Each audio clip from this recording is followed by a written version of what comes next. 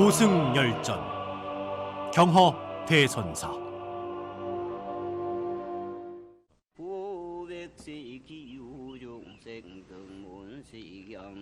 경허가 조실방에 젊은 여자를 들여놓고 함께 지내기 사흘이 지나고 나니 제자들은 너무 어이가 없는 일이라 마음이 흔들리기 시작했고, 태허 주지스님도 너무 기가 막혀 어찌할 바를 모르고 있었어요. 조실스님, 아침 공양상 가져왔습니다. 알았으니 거기 놓았거든 물러가 있어야 할 것이리라. 조실스님, 내 말이 들리지 않았단 말이냐?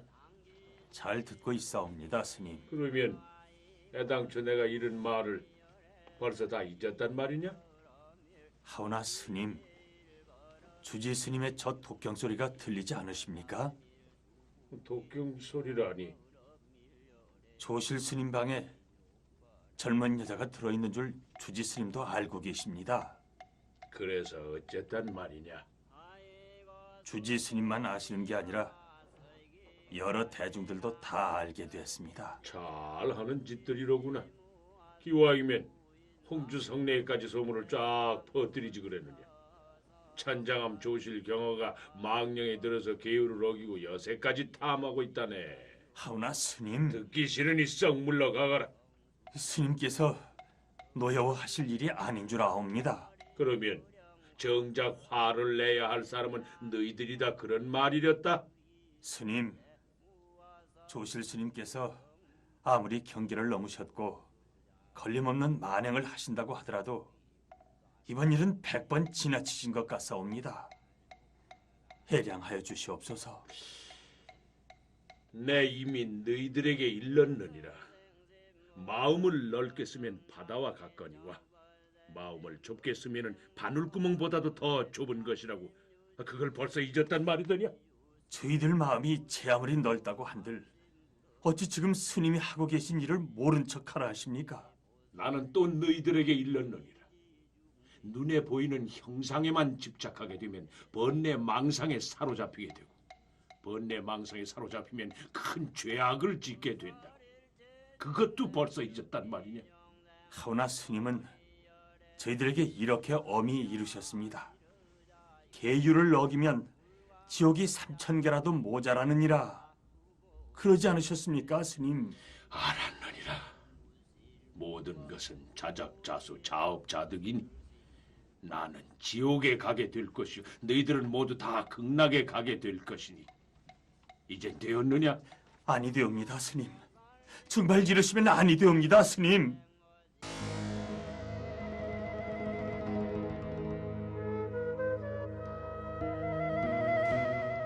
허나 경허는 방 안에 들여놓은 젊은 여자를 내보내지 아니한 채 함께 지내기 열흘이 넘었으니 제자들은 도저히 더 이상 참을 수가 없다 하여 분기하기에 이르렀습니다.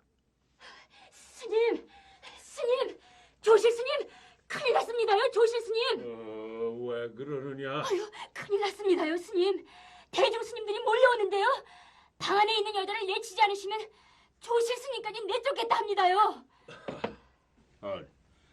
여자를 내치지 않으면 나를 내쫓겠다고? 예, 저것 보십시오. 지금 오고 있지 않습니까? 스님, 제발 부탁드리오니 이제 그만 그 여자를 밖으로 내치시옵소서. 내치지 아니하겠다면 나까지 이 절에서 내쫓겠다고? 그러하옵니다, 스님. 아무리 조실 스님이시라도 세상에 이게 말이나 되는 소리입니까? 술을 마시는 것만 해도 파괴 행위이거늘 이게 여세까지 범하다니 세상에 이게 출가사문이 할 짓입니까요? 예? 경허는 두 눈을 지그시 감은 채 제자들 앞에 우두커니 서서 아무 말도 하지 않았습니다.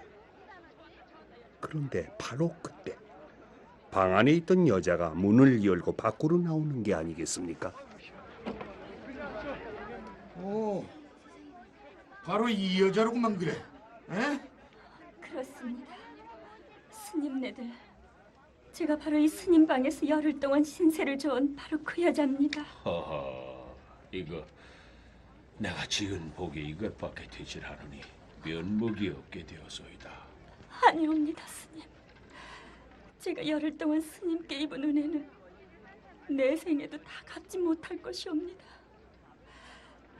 여러 스님네들, 내가 덮어쓰고 있는 이 보자기를 벗길 테니 잘들 보십시오. 허허, 이거 왜 이러시오?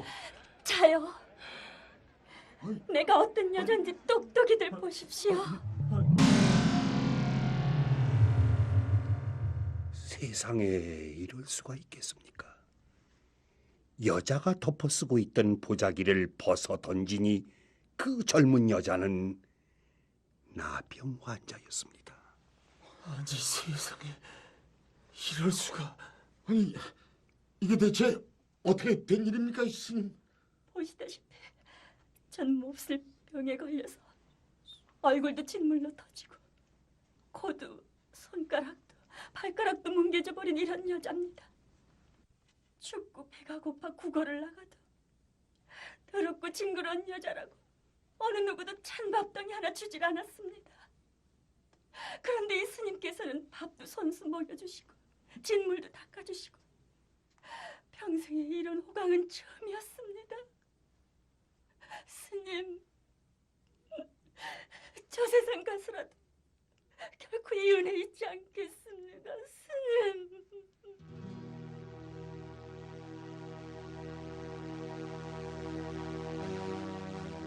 그 여자가 눈물을 뿌리며 천장암을 떠난 뒤 제자들은 경허의 방문 앞에 무릎을 꿇고 앉아 하염없이 뜨거운 눈물을 흘리고 있었습니다. 이윽고 방문이 열리면서 경허가 밖으로 나왔습니다. 한 손에 주장자 하나, 등에는 걸망 하나. 스님, 이 어리석은 중생을 용서하여 주시옵소서. 스님, 차라리 이놈을 죽여주시옵소서. 인연 없는 중생은 100년을 함께 살아도 아무 소용없느니라. 떠나시면 아니 되옵니다, 스님. 제가 잘못했으니 차라리 저를 죽여 주시옵소서. 예.